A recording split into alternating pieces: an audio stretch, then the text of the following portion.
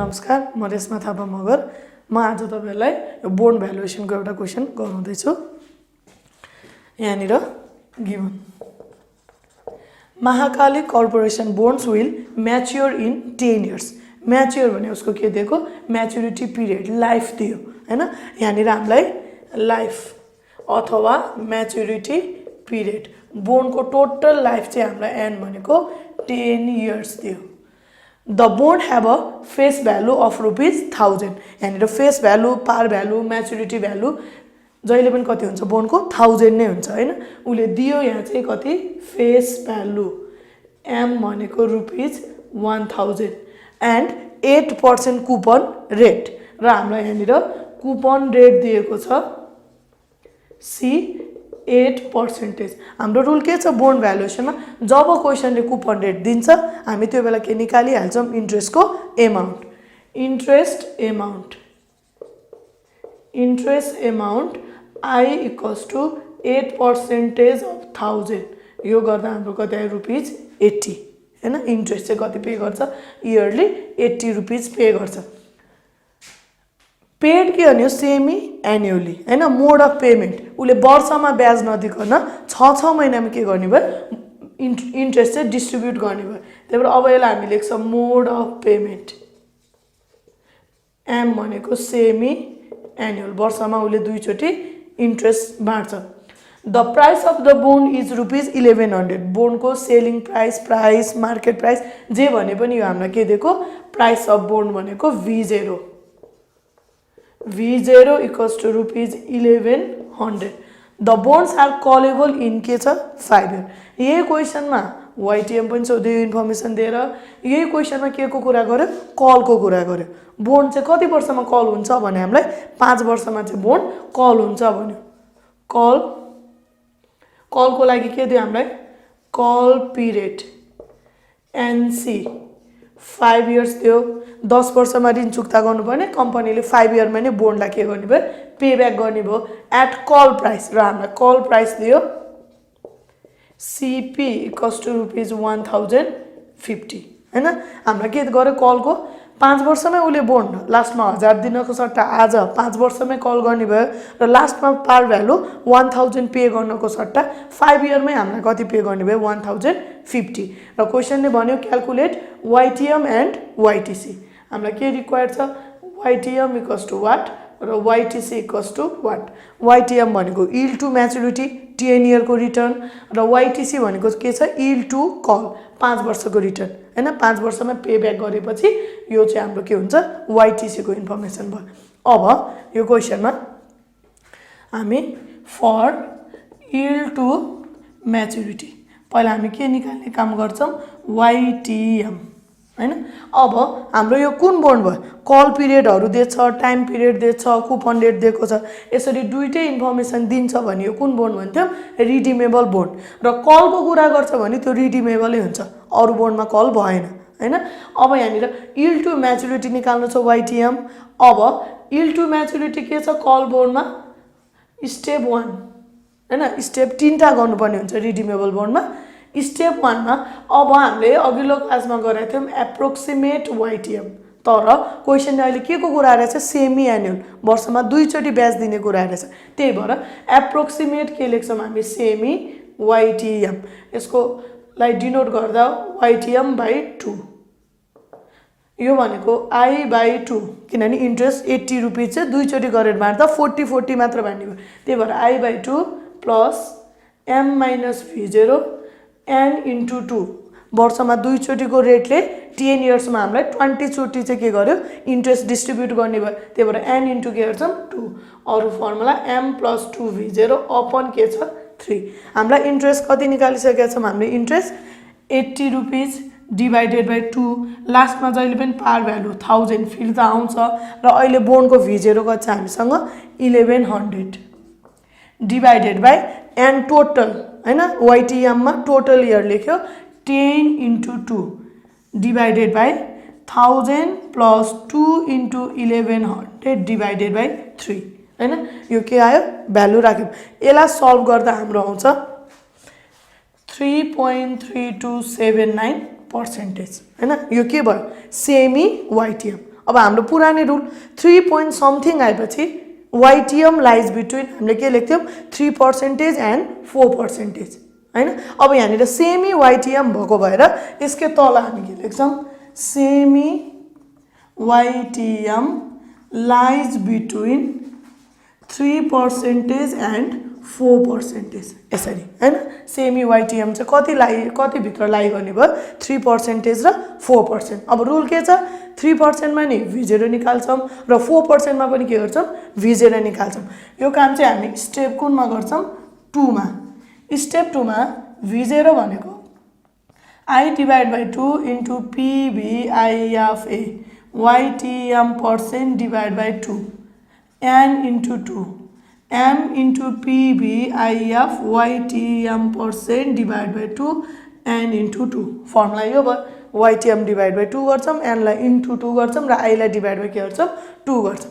अब try at पहिला हामी 3% मा के निकाल्ने V0 निकाल्ने।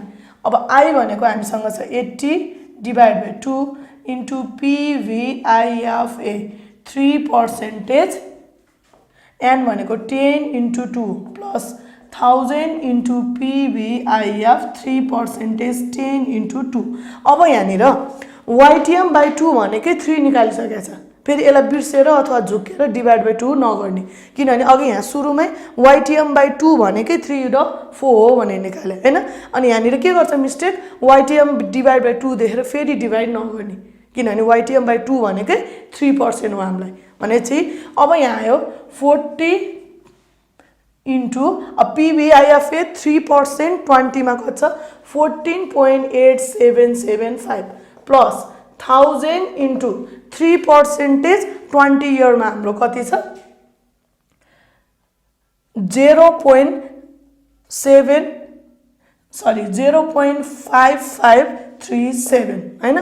यो हाम्रो चाहिँ के छ 3% 20 मा PVI of A 14 point something र PVI of 3% 20 मा चाहिँ कति छ 0.5537। यो सल्भ गर्दा हाम्रो आउँछ ₹1148.8 हैन। यो कति पर्सेन्टेज मा भयो 3% मा। यस्तै अब हामी के गर्छौं ट्राई एट 4% मा V0 निकाल्दा 80 divided by 2 into PVI of A। अब YTM by 2 भनेकै कति पर्सेन्ट छ हामीसँग 4% 10 into 2 plus 1000 into PVI of 4% 10 into 2। यो गर्दा 80 divided by 2 भनेको 40 into PVI of A 4% 20 मा गर्दा 13.5903 plus 1000 into 0.4564 हैन 4% 20 मा। यो गर्दा हाम्रो रुपीस कति आउँछ एक्ज्याक्टली 1000 किनभने 4% लाई एनुअल मा लादा 8% भयो। कुपन रेट चाहिँ हाम्रो केसँग यील्ड सँग बराबर हुँदा V0 र पार भ्यालु बराबर हुन्छ भन्छौं हैन। त्यही भएर ठ्याक्क 4% मा चाहिँ कति नै आउँछ रुपीस 1000 नै आउँछ। याद हुन्छ अनि त्यो निकाल्नै पर्छ भन्ने छैन। यहाँनिर अब 3% मा 1148 आयो 4% मा 1000 आयो। जहिले पनि चेक गर्नुपर्छ हामीलाई V0 क्वेशनले 1100 दिएछ एउटा V0 बढी आयो अर्को V0 के आछ कम आछ जहिले पनि यही नै हुन्छ हैन। अब स्टेप 1 सक्यो स्टेप 2 सक्यो। अब हामी कुन प्रोसेसमा जान्छौं स्टेप 3 मा। अब स्टेप 3 मा के लेख्यो बाइ इन्टरपोलेसन अघिसम्म एप्रोक्सिमेट राखेर हिसाब गरेका थियौं। अब हामी के निकाल्छौं एक्चुअल सेमी YTM।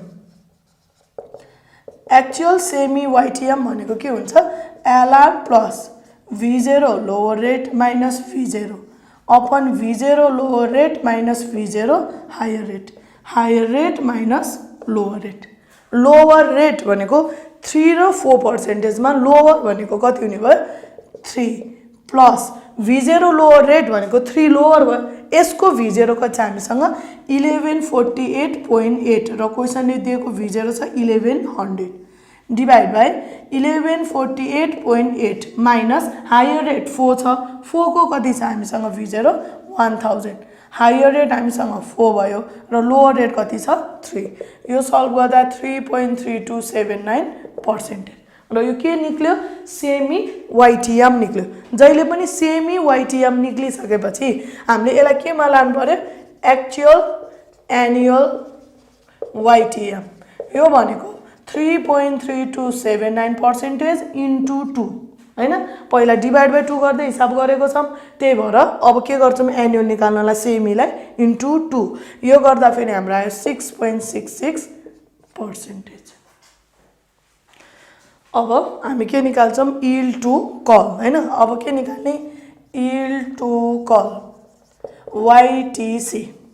अब के याद गर्नु पर्यो नि यील्ड टु कल र यील्ड टु म्याच्युरिटी को प्रोसेस सेम हुन्छ जस्ट कन्सेप्ट के छ आज बोन्ड किनेर म्याच्युरिटी सम्म होल्ड गर्यौं भने त्यसलाई के भन्छौं यील्ड टु म्याच्युरिटी र बिचमै कम्पनीले पे ब्याक गर्छ बिचमै कल गर्छ पैसा फिर्ता दिन्छ भने त्यो टाइम पिरियड सम्मको यील्डलाई नै के भन्छौं यील्ड टु कल हैन।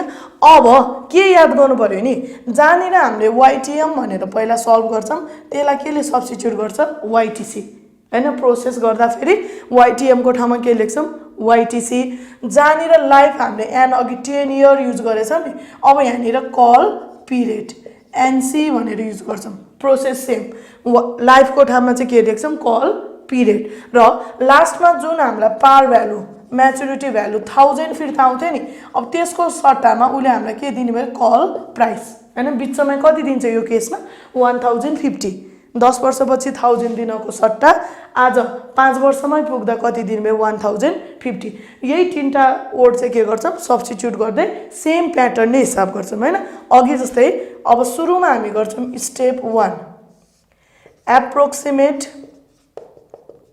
अघि के लेखेको थियौं सेमी YTM लेखेको थियौं अब के लेख्छौं सेमी YTC यो भनेको के निकाल्दै छौं YTC divide by 2 equals to I/2 plus M लेख्ने ठाउँमा अब के लेख्छौं भनेको छौं CP माइनस V0 यसलाई चेन्ज गर्दैनौं अपन NC हैन N को ठाउँमा NC इन्टु 2 सेमी एनुअल भएको भएर प्लस M को ठाउँमा CP plus 2V0 divided by 3 हैन I अघि कति थियो हामीसँग 80 डिवाइडेड बाइ 2 CP भनेको 1050 माइनस V0 1100 कति वर्षमा कल गर्ने भयो 5 वर्षमा into 2 divided by 1050 plus 2 into 1100 divide by के गर्छौं 3 यो सल्भ गर्दा हाम्रो आउँछ 3.23% हैन यो कति आयो 3.23%।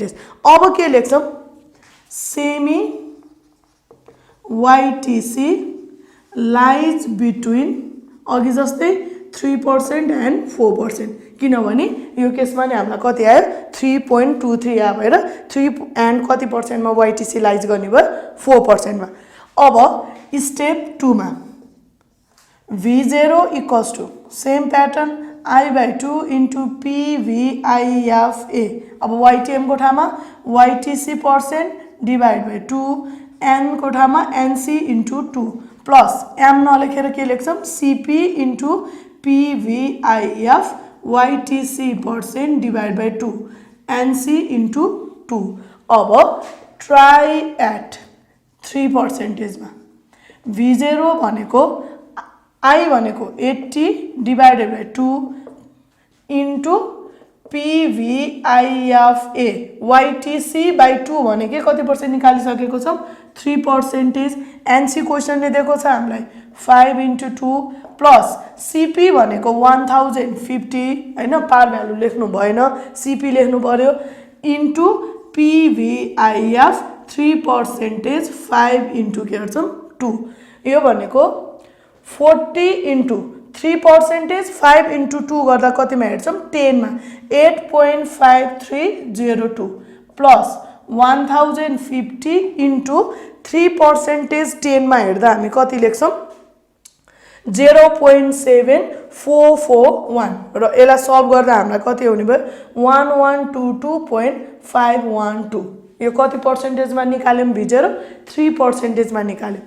अब सेम अब कति मा निकाल्छौं ट्राई एट 4% V0 भनेको 80 divide by 2 into PVIFA 4% 5 into 2 plus 1050 into PVIF 4% 5 into 2 40 into 4% 10 मा हेर्दा अब हाम्रो भ्यालु कति आउने भयो 8.1109 प्लस 1000 इन्टु PBIF 4% 10 मा 0.6756 र यो सल्भ गर्दा हाम्रो आउँछ रुपीज 1033.816 हैन के भयो अघि जस्तै V0 1100 दिएछ 1100 भन्दा एउटा ठुलो आएको छ र अर्को के आयो सानो अब हामी के गर्छौं स्टेप 3 मा बाइ इन्टरपोलेसन हैन अब एप्रोक्सिमेट डाटालाई के डाटातिर लान्छौं